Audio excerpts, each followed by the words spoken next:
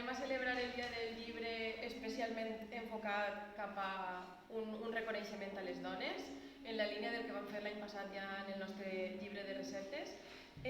Primer anem a fer una presentació que va vindre Marina Gilabert a explicar un poc el valor de la paraula i la poesia moderna i com les dones que han escrit reflecteixen les seues realitats. I després, a nivell voluntari, cadascuna de les persones que ha acudit pot anar llegint les poesies que els hem donat.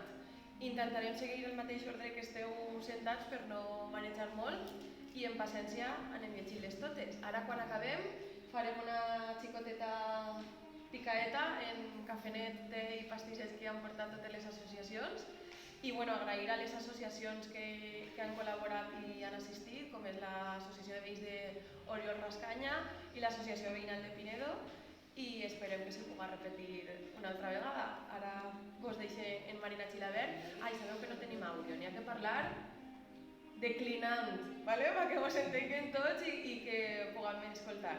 Marina, endavant.